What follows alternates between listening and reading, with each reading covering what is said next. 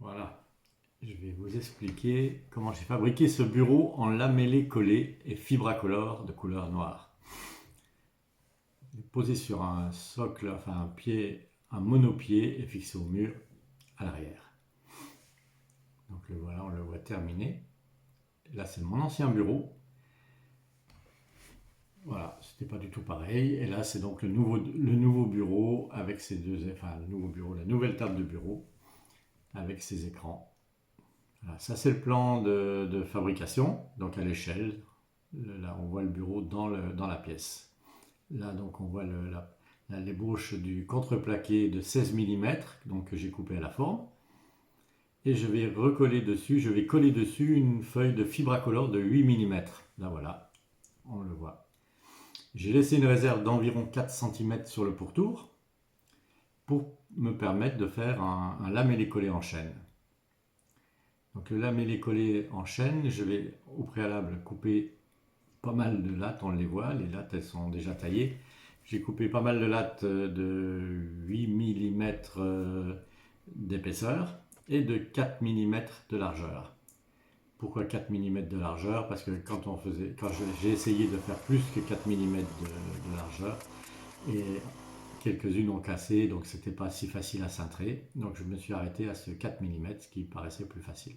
Donc là on voit que je colle sur le champ ces lattes, une derrière les autres, et je les agrafe pour que ça tienne le temps que le séchage se fasse. Compliqué à lire. Bon, les agrafes resteront, hein. Voilà, donc là j'aurai environ une dizaine de lattes qui feront 10 x 4 mm, donc 4 cm, environ 10 lattes et environ 4 cm de largeur. Un peu plus de 4 cm de largeur, ça fera mon lamellé collé. Donc là, on voit comment, des fois les difficultés dans les angles, surtout un raccord dans un virage, c'est assez compliqué, ça a du mal à tenir. Donc je vais être obligé de faire un petit bricolage pour que ça tienne bien et que ça soit propre. Donc voilà, je vais faire un coup d'agrafeuse, ça ne tient pas. Peut-être qu'il n'y avait plus d'agrafe au moment-là, mais ça, je ne sais plus. Donc là, je vais m'arranger avec un petit bout de bois pour que ça pousse le raccord et qu'il soit le mieux possible. Voilà. Donc on voit là, le raccord est propre. Les deux lattes, il y a deux lattes de posée. On voit Donc le raccord. la fine bande de colle au milieu entre les deux. Donc voilà, l'agrafeuse c'est quelque chose de fabuleux. Ça va très vite. Et ça est pas embêtant. Alors il faut savoir que le fibracolore, pour le coller, il faut que ce soit impeccablement propre. Le fibracolore, quand on le coupe, il fait une poussière noire, enfin forcément s'il est noir, il fait une poussière noire pas possible. Et si vous mettez de la colle dessus, c'est pas la peine, ça ne tiendra pas. Donc moi je le dégraisse correctement, je le nettoie correctement avec de l'alcool à brûler.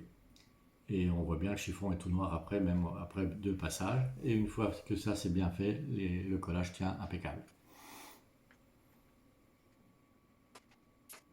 Bon, il faut dire aussi que quand on coupe du fibracolore, un gros inconvénient, ça fait une poussière monstre dans l'atelier. Donc même si vous mettez l'aspirateur, enfin, bref, on en a partout. Là, donc on voit les 5 couches d'un côté qui se terminent. Là, il reste encore un bout à faire avec la 5e couche. Et voilà, donc là, on voit bien comment ça se lie un après l'autre. Bon, ça sera bien sûr poncé après. Et là, pour couper un peu la monotonie du chêne, du lamellé en chêne, je vais coller une bande de fibracolore de la même épaisseur, 4 mm, 8 mm de haut. Je vais la coller. C'est beaucoup plus facile que de coller du chêne parce que c'est très souple. C'est très souple, ça ne revient pas. Et voilà, 2-3 agrafes et l'affaire elle est réglée. Et je continue avec mes petites lattes. Bon, c'est très rapide, mais comme ça sur la vidéo, mais c'était pas si rapide que ça en vérité. Donc voilà, on voit un petit peu le travail déjà bien avancé. Et là donc j'ai collé toutes mes petites lattes, c'est fini, je suis au bord du débord de 4 cm. Et maintenant je vais recouvrir toute cette épaisseur du bureau, toute l'épaisseur je vais la recouvrir avec des lattes que je suis en train de tailler en ce moment sur ma machine à bois, qui la pauvre peine pas mal parce qu'elle n'est pas faite pour couper du bois de 8 cm d'épaisseur et puis elle a un certain âge aussi. J'ai eu beau changer la lame, ça brûlait, ça traîne. Voilà. Donc là je vais couper une dizaine de lames d'un mètre 50 de long à peu près. Voilà, on montre comment ça se cintre correctement, toujours pareil, 4 mm. Au-delà ça casse. Bon, il y en a quelques-unes qui casseront parce qu'il y aura des nœuds dans le. Enfin, on n'en voit pas trop, mais il y aura des nœuds quand même dans le bois et ça va. Donc il y en a quelques-unes qui vont casser. Donc voilà, j'ai taillé ma dizaine de lattes, enfin je ne sais pas exactement comment. Combien?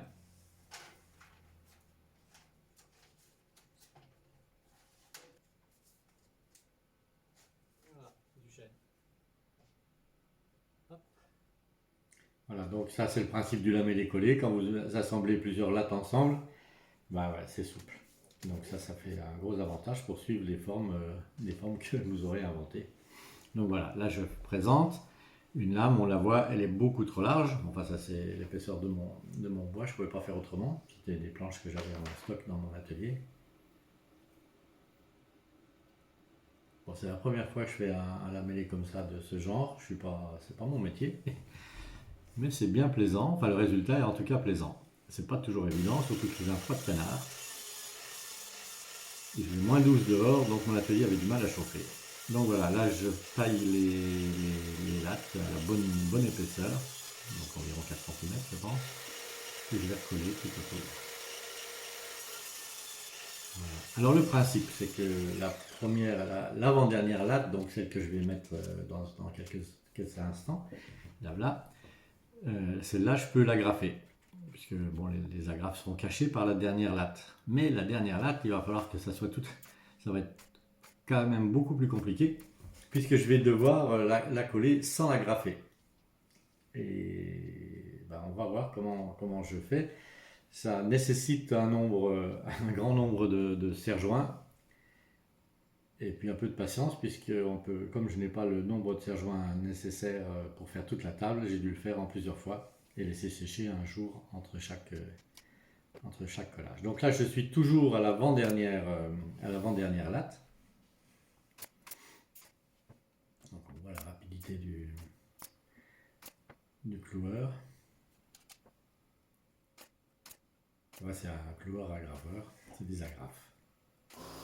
Il y en a quelques-unes qui sont passées où il ne fallait pas. Alors, je les ai retirées, ça a disparu. Ça n'a pas laissé de traces.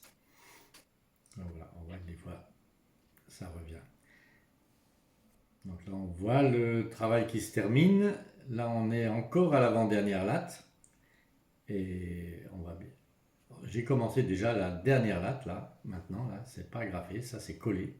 Donc, ça a nécessité de mettre un bois sur la table à plat, fixé avec des serre-joints, et mes serre-joints qui viennent reprendre l'ensemble tous les 10 cm, 15 cm entre cette latte de bois et puis ma latte de lamellé collé. Donc voilà, on voit le nombre de serre-joints. Donc ça c'est un jour. Le jour suivant, j'aurais fait un petit bout de plus. Je faisais 1,20 m à peu près par jour. Parce que là, il fallait que ça sèche correctement, pas que ça se décolle. C'est la dernière latte et c'est ce qui va se voir le mieux, le plus. Donc voilà.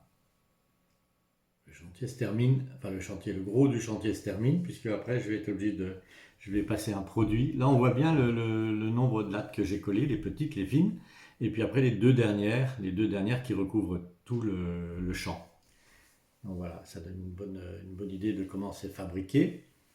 Donc là après ça je vais être obligé de mettre un produit dessus, je ne vais pas en parler, puisque là il faut que je vous parle ça j'ai fait ça pour renforcer la table, pour pas qu'elle voile.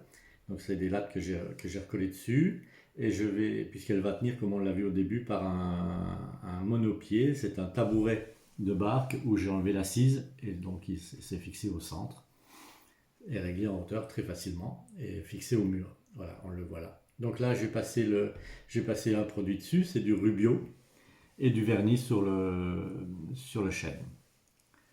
Ça laisse une belle couleur satinée, qui est pas mal. Donc voilà, le travail est fini.